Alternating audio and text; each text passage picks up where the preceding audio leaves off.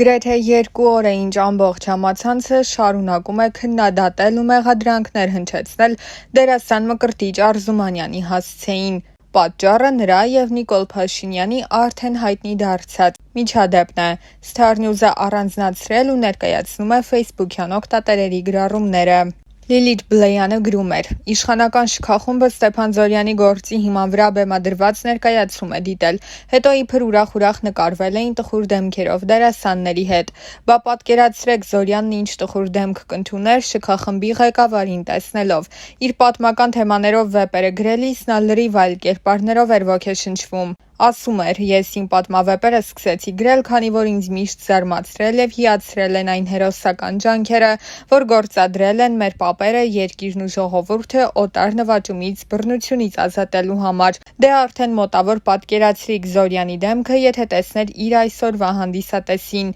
Հիմա երևի Չարենցի, Մաթևոսյանի, մյուս տուժածների հետ նստած բողոքում են իրենց դառը հետմահու կյանքից։ Առողջության իրավունք հասարակական կազմակերպության հիմնադիր Անուշ Պողոսյանը նշել էր. արվեստագետները, որոնք կրավորական կեցվածքով լուռ հետևում էին Արցախի հանձնելուն, վախենում էին մի խոսք ասել, հանձնողներից պատվոգրեր ստանում, ուտում, խմում հետները, երևի մտածում էին, որ իրենք ունեն ապահովության բարձիկներ, բայց երեկ Նիկոլը բարկացավ, ասաց ձեր ներկայացումը չի արտացոլում իմ գաղափարները, նվաստացրեց գուցե կպատժի, սակայն եկեք խոստովանենք, որ ամեն ինչ արդար է, և ուրեմն հարգելի մտավորականներ, ապագա կա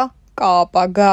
Արցախցի լրագրող Մարադ Եգանյանը գրել էր. չգիտեմ ով ինչպես, բայց ես եղել եմ այս բեմադրությանը և պետք է ասեմ, դա բավականին հաջողված բեմադրություն էր։ Ինչ կարելի է ասել այս նկարում պատկերված մարդկանց մասին։ Այս նկարում պատկերված դերասանները դժբախտ մարդիկ են։ Բոլորս լավ գիտենք, թե ինչ էին նրանք ուզում ասել և ինչ էին ասում բավականին երկար ժամանակ հանրապետության ամենապահանջված բեմերից մեկում, երբ բոլորս էլ լավ հասկանում ենք, որ այդ առաքելությունն իրականացնելիս նրանք պարծենում էին իրենց հարազատների շրջապատում տարբեր միջավայրերում, երբ խոսքը ընթանում էր հայրենասիրության, համարձակության և ինքնուրաց հայրենիքին նվիրվածության մասին։ Այո, մինչ այդ պահը նրանք համարձակ էին, մինչ այդ պահը նրանք հայրենիքի և ազգի կողմից իրենց վստահված առաքելությունն իրականացնում էին գրեթե անթերի և այդ ժամանակ նրանք իսկապես ուժեղ էին, որովհետև գտնվում էին իրենց թատրոնի պատերի ներսում, իսկ իրենց դիմաց հազարավոր մարդիկ էին, որոնց ձայնը նրանց ձայնից շատ ավելի թույլ էր,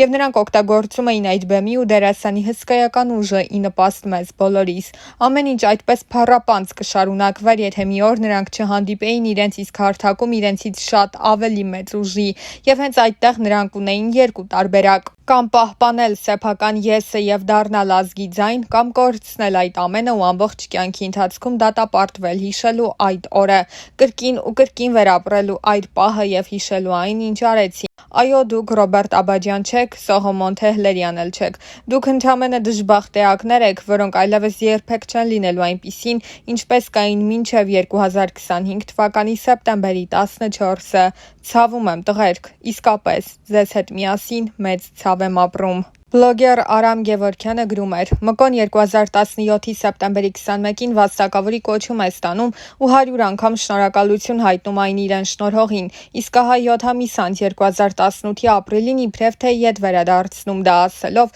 որ ինքը ժողովրդի կողքին է և որ հպարտ է մեր հրաշալի երիտասարդներով, ովքեր պայքարում են իրենց վաղվա օրվա համար։ Այդ երիտասարդներին հանուն ոչնչի զոհելուց ու այդ զոհողության արդյունքը հանձնելուց հետո Մկոյի ծպտունն այդպես էլ դուրս չեկավ։ Սա այն ամենն է, ինչ պետք է իմանալ տաղանդավոր, բայց անսկզբունք ու ստորաքարշ մարդկանց մասին։ 2018-ից հետո Մկոյին այդպես էլ ժողովրդի կողքին չտեսան, փոխաշխատելուց տեսան, Նիկոլի դիմաց արդարանալուց տեսան, Զորյանին պղծելուց տեսան, պատմություն ուրանալուց տեսան, բայց երկրի ու ժողովրդի դարդով տապակվելուց այդպես էլ չտեսան։ Իդեպ Բյուրականի հանդարտ մշակութային այգին իրականում շատ լավ տեղ է։ Ես այնտեղ Վիլյամ Սարոյանի խաղողի այգի այգին եմ դիտել, բայց գնալուց անպայման նայեք, որ մկոների մասնակցությամբ ներկայացում չպատահի, որովհետև դրանց տեսակը կեղծ է թե կյանքում և թե բեմում։ Փաստաբան Ռուբեն Մելիքյանը նշում էր, երբ պայմանական մկոն չի բարձրացնում հանրային կարևորության հարցեր,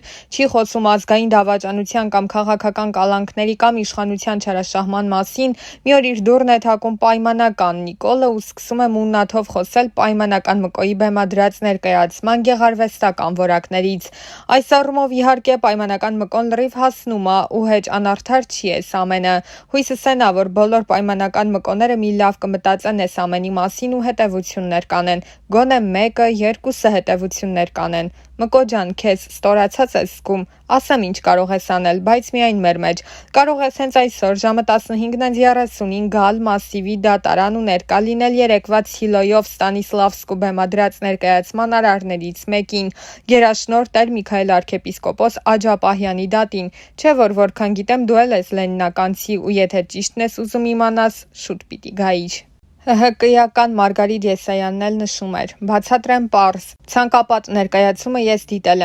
են շատերը, օրերս այն դիտեց նաև այսօրվա կառավարիչը։ Ներկայացումից հետո իր ծղոտե շլյապայով որոշեց կանգնել ու զրուցել դերասանների և հանդիսատեսի հետ։ Ցանկապատն այն մասին է, որ հայրենիքը հողը երկիրը պահելու համար պետք է լինել միասնական, պետք է պատրաստ լինել կռվի, պետք է իրար չուտել, պետք է չերկնչել և օրինակով ցույց է տրվում, թե ինչ է լինում, երբ անում ես դրա հակառակը, երբ քո դռանդեմի մի քառակուսի մետլախի համար, մի մետր հողի համար հարևանիդ, դրկիցիդ, ազգակցիդ հետ տարիներով կռիվ ես տալիս, բայց երբ գալիս է իրական թշնամին, ամեն ինչ խլում է, դու ոչխարի պես գլուխդ կախ համաձայնում ես ու դառնում ճորտ։ Սրա մասին է ներկայացումը, ես և հանդիսատեսն այդպես ենք հասկացել։ Նիկոլը երեկ գնաց և ամբողջ այս ազգապահպան, հայրենիքապահպան, ուժեղ լինելու, երկիրը պահելու գաղափարը 180 աստիճանով շուռ տված մարդկանց բացատրում էր այն, ինչի մասին չէր ներկայացումը։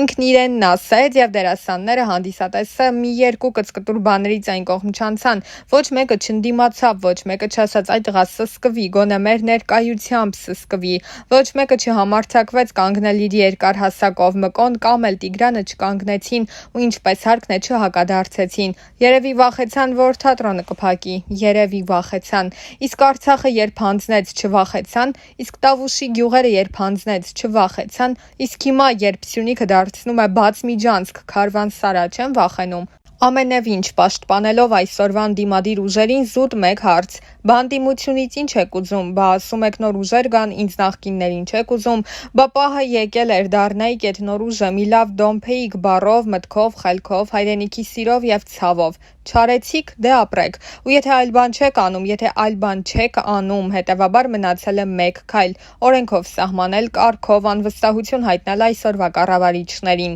Հայաստան դաշինք ջան, կանենք, լավ, չենք անի, ամեն մեկիդ գլխին մի պուճուրիկ սեղմող ցանկապատ կդնի։ Ցանկապատված կապրեք մինչև գերեզման, դա էլ է, չէ՞ ցանկապատված, երբ մեռած կլինենք, էլ չենք կարող մեր, ձեր գերեզմանների ցանկապատերը էս ու էն կողմ տանել։